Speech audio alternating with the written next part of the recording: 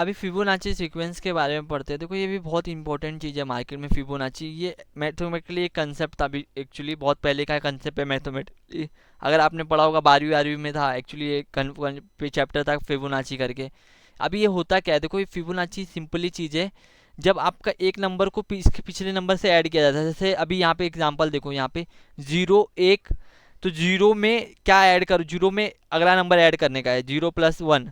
जैसे 0+1 तो 1, फिर 1+2 3, 3+2 5, 5+3 8। जैसे अभी यहाँ पे देखो, यहाँ पे क्या लिखा है, Fibonacci is the Fibonacci sequence series of number 0 1 2 3। अभी यहाँ पे देखो समझो, the next number is founded by the adding of the two number before it. जो नेक्स्ट नंबर मिलेगा उसमें क्या दो नंबर ऐड करने का है। जैसे अभी यहाँ पे देखो, the two is the found by the adding the two number of before one it. मतलब जब दो फाउंड हुआ, दो, तो उसके पहले क्या होता है एक, और 1+1 क्या होगा 2। उसके बाद फिर हम क्या हो गया, हमको तीन तीन पे चले गए, जैसे तो तीन के लिए क्या होगा, 2 अपने पास है, +1 3। उसके बाद 3 के बाद हम आगे जाएंगे तो 3 अपने पास है, +2 पीछे का तो 5 हो गया। 5 अपने पास है, उसके बाद फिर पीछे का कितने हो गए, 5 के पीछे 3 8 हो गए। तो ऐसे ही एडिंग अप करते करते करते फिबोनाची सीक्वेंस बनता है। इसका फॉर्मूला आप देख लो, देखो ये फॉर्मूला है एक्स एन करके -1 प्लस XN-2।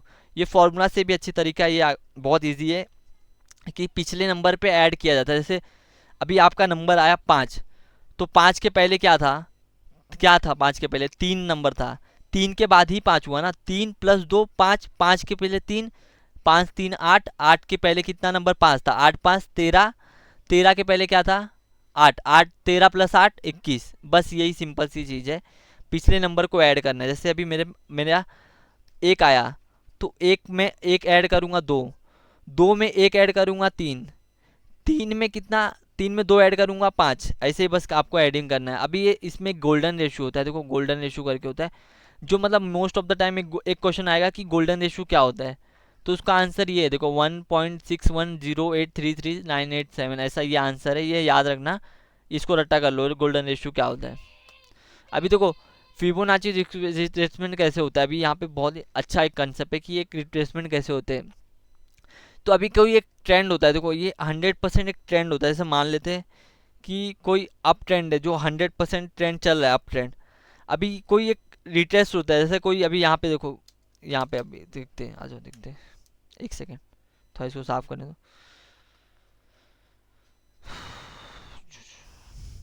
जैसे देखो अभी ये एक ट्रेंड है यहाँ पे मार्केट में, ये एक सेकेंड इसको थोड़ा सा साफ कर दो। हाँ, तो जैसे देखो, ये इग्नोर करना बाकी पिक्चर है।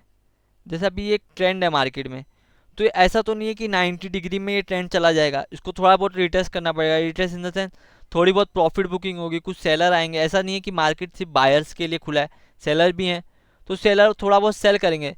तो ये जो फिबोनाची होता है ना, तो ये हमको यही बताता है कि एक ट्रेंड का कितना रिट्रेसमेंट हो रहा है। सभी ये एक 100% ट्रेंड है, मतलब ये मान लो एक 100% पूरा ट्रेंड है, ये अप ट्रेंड है 100%। अगर कोई चीज़ यहाँ से फॉल हो रही है, मतलब यहाँ पे सेलिंग आ रही है, अगर ये यहाँ पे 50% से घूम जा रही है, मतलब ये क्या हो गया, मतलब ये एक फिबोनाची रेशियो है 50, मतलब ये क्या हो गया 50% से ट्रेंड का रिट्रेस होकर फिर घूम रहा है, ये एक हेल्दी रिट्रेसमेंट होता है 50%। और फिर इसके नीचे जाओगे तो 0.61 मिलता है, फिर 0.81 मिलता है, फिर फिर ये 100 मिलता है, और ऊपर साइड क्या रहता है, सॉरी ये उल्टा होता है, 40 होगा, और फिर यहाँ पे 30 होगा, फिर 0 होगा। जैसे यहाँ पे पिक्चर में देखो आप, यहाँ पे देखो ये पूरा ट्रेंड है, यहाँ से 100% ट्रेंड है, ठीक है, अप ट्रेंड है। अब इसका रिट्रेसमेंट जब नापोगे तो देखो यहाँ पे एक 38.2 लेवल है, 23.6 है, 61.8 है, 78.6 है। अभी देखो ये डॉलर में 250 रुपये से कितना 350 रुपया चला गया। अभी यहाँ पे रिट्रेसमेंट करना जब चालू किया, अब देखो यहाँ पे, तो ये कितना तक रिट्रेसमेंट किया, देखो यहाँ अगर ये 23% कर देता है तो क्या भाव होना चाहिए था, $326, और 38% करता है तो 311, और 61 करेगा तो 288, और अगर 78% करेगा तो फिर 271, और अगर 100% करेगा तो 250। तो क्या होता है आपको ये बताता है, जैसे अभी मैं आपको हेल्दी रेशियो बताता हूँ, अभी इसको पढ़ के। हेल्दी रेशियो क्या होता है, अगर कोई ट्रेंड का 50% रिटेस्ट हुआ है, उसके बाद फिर अगर वो बाइंग साइड दिखा रहा है, मतलब अप साइड दिखा रहा है, तो मतलब क्या है कि बायर्स यहाँ पे ऐड होके ऊपर लेके जाएंगे। देखो Fibonacci retracement is based on the number of identification in Fibonacci sequence to define the area of support and resistance. It is created by taking a two extreme point, usually the major peak and high. मतलब जो peak और low, मतलब high और low को भी पकड़ा जाता है ट्रेंड में, on price chart, then dividing by the vertical distribution by the Fibonacci sequence ratio 23.6, 38.2, 50, 61, 100%, जैसा मैंने आपको बताया। अभी तो कोई फिबोनाची का रिलेशनशिप बता रहा है हमारे इलेट वेब के साथ। इलेट वेब के साथ इसको कैसे हम देख के बता सकते हैं कि कितना वेब वन होना चाहिए कि नहीं। या भी देखो वेब टू का रिलेशनशिप बता रहा है ये फिबोनाची के साथ। देखो wave two is always related to the wave one. Wave two wave one के साथ होना चाहिए। देखो wave two 50% retracement of wave one, 50% से ज़्यादा रिट्रेसमेंट नहीं करना चाहिए, या तो 50% या तो 61.8, उससे ज़्यादा रिट्रेस नहीं करना चाहिए वेब वन का। मतलब वेब वन और वेब जो टू है ना वो 61% के नीचे नहीं जाने चाहिए। अभी रिलेशनशिप बता रहा है थर्ड वेब के साथ। तो देखो थर्ड वेब के साथ वेब वन का रिलेशनशिप बता रहा है। जो वेब वन होती है ना और जो वेब थ्री होती है, तो जो वेब थ्री होती है ना इसको एटलीस्ट कितना 2 टाइम्स के ज़्यादा बड़ा होना चाहिए, 2 टाइम्स एटलीस्ट उसका बड़ा होना चाहिए। देखो यहाँ उससे बड़ा होना चाहिए वेब थ्री से, वेब थ्री को। देखो wave three is always related to wave one, either 6.1% times of length of wave one, और या फिर 2.8 टाइम्स ऑफ वेब वन, या फिर कितना ही बड़ा, मतलब एटलीस्ट 1.61% बड़ा होना चाहिए, मतलब 1.5 गुने से ज़्यादा बड़ा होना चाहिए वेब थ्री को वेब वन से कंपेयर करने पे।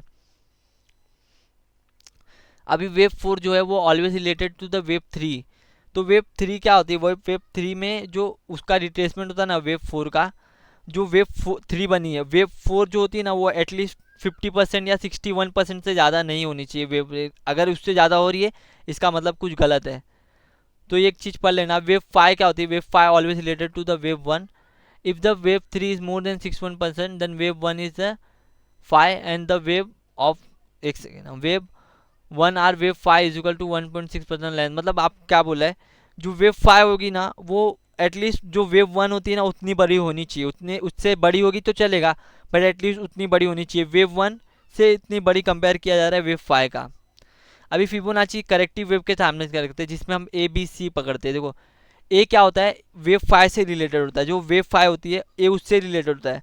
जो ए होता है ना जो सेलिंग का होता है वो एटलीस्ट कितना 23% या तो 38% रिट्रेसमेंट होना चाहिए वेब फाइव का। और उसका जो वेब वी होता है वो रिलेट करेगा किससे, ए से। मतलब जो ए होगा, ए बना है यहाँ पे पांचवा ए, उससे बी रिलेट करेगा अप साइड, तो वो एटलीस्ट 61% या 50% रिट्रेसमेंट होना चाहिए। उसके बाद जो वेब सी बनता है वो कितना टाइम्स ग्रेटर होना चाहिए, वो वेब ए से कंपेयर होगा, और वो एटलीस्ट यहाँ पे 2 टाइम्स या 1.68 टाइम्स बड़ा होना चाहिए। तो ये चीज़ को पढ़ लेना जो मैं अभी लास्ट में बताया। इसमें से कुछ क्वेश्चन बनते हैं, 1-2 मार्क्स के क्वेश्चन आएंगे जो अभी लास्ट में, वेब रिटेस्टमेंट कितना होना चाहिए, कितना बड़ा होना चाहिए, एक बार रीड कर लेना तभी आपको समझेगा। और रीड करने से भी ज़्यादा इंपॉर्टेंट ये है